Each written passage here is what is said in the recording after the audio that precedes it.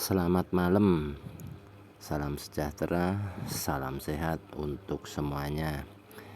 Nah, ini bagaimana cara entry untuk pair forex. Ini sebenarnya sama ya, cara-cara entry ataupun cara setupnya. Tetap yang mendasari atau pondasi kemana arah akan dibawa time frame-nya daily. Nah, selalu pastikan pada MA50. MA50-nya sudah mampu di breakout. Nah, di sini sudah memberikan arah candle melepasi top BB, maknanya arah akan ke atas. Nah, di sini sudah mendapati dua konfirmasi ya, MA50 dan diberikan signal bahwa momentum berterusan. Nah, selanjutnya untuk modal ya, untuk euro pair lain ini sepertinya jauh berbeda dengan gold ya. Gold mempunyai jarak jangkau yang sangat jauh. Gold itu bisa lebih dari 300 pip. Kan tetapi kalau untuk euro ini belum pernah ya. Sangat jarang bisa sangat jauh, langsung jauh gitu, sangat jarang. Maka untuk modal ini lebih baik memenuhi karakter ya.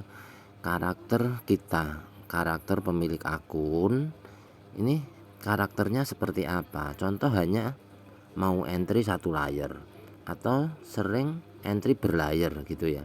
Nah, ini tuh penuhin dulu karakternya. Apabila karakternya sudah terpenuhi, maka mentalnya tidak akan terganggu. Nah, ini untuk menjaga mental ya, karakter. Misal contoh, saya nggak bisa trading dengan 10 dolar, contoh gitu. Saya berani trading kalau punya modal 50 dolar contoh.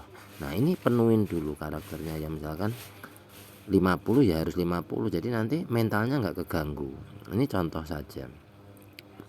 Misal mau memaksakan diri di 10 dolar contoh ya, ini harus detail cara setupnya ya. Jadi ini yang jadi patokan ya, daily ya. Daily ada dua konfirmasi, MA50 di breakout dan memberikan signal momentum, maknanya tinggal menunggu re-entry dan akan lanjut ke atas. Nah, contoh MA5 10-nya masih di sini. Nah, ini kan ini area re-entry ya.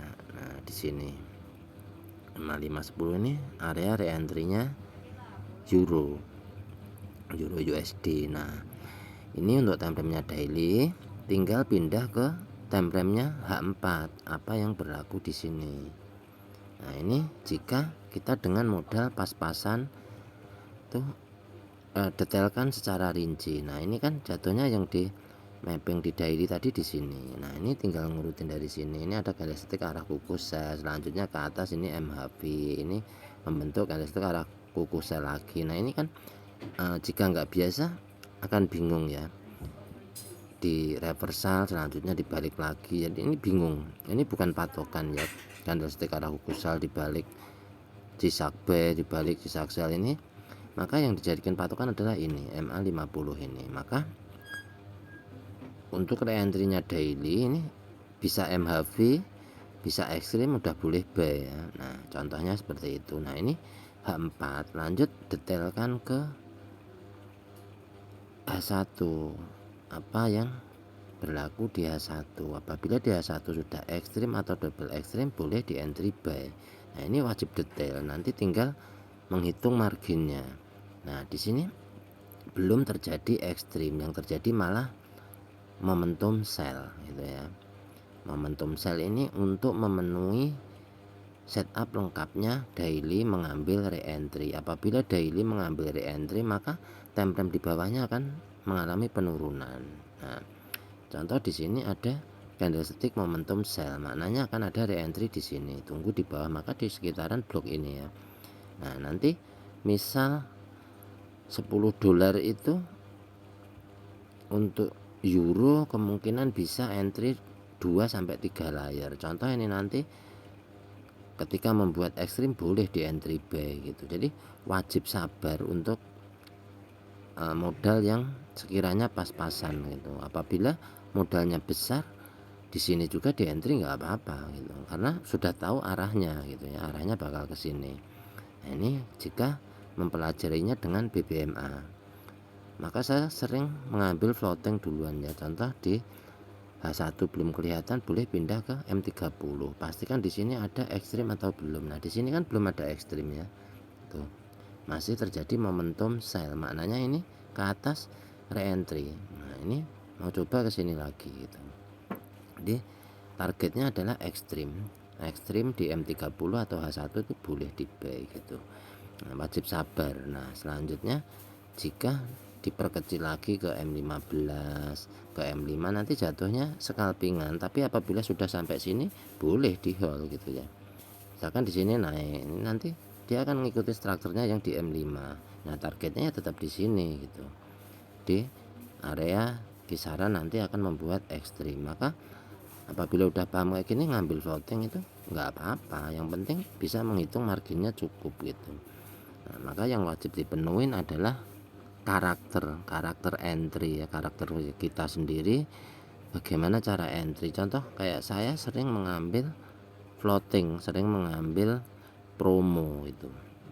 Nah, contoh di sini misal daily. Nah, ini tuh saya entry-nya di daily.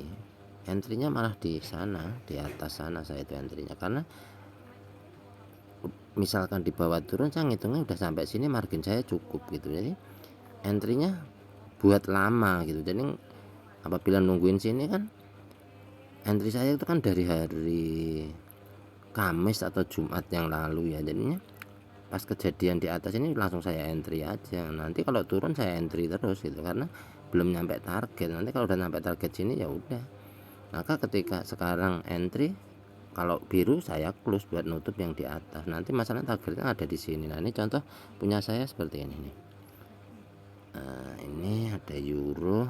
Ini buat contoh ya. Nah, ini saya berani ngambil floating karena apa? Di sini dua konfirmasi bahwa ini akan menuju ke arah atas gitu. Apabila ini nanti turun, saya entry buy terus gitu selama margin saya cukup. Ini marginnya kan 104 ya, 100 lah. Ini ada yang ditutup sampai dapat $6 yang double misalkan kayak New Zealand USD tadi sempat biru, ada sebagian yang saya tutup. Terus yang punyanya Prancis Japan ini yang di sini sekarang profit satu, yang di atas tadi ada beberapa layar, 2 layar itu saya tutup itu.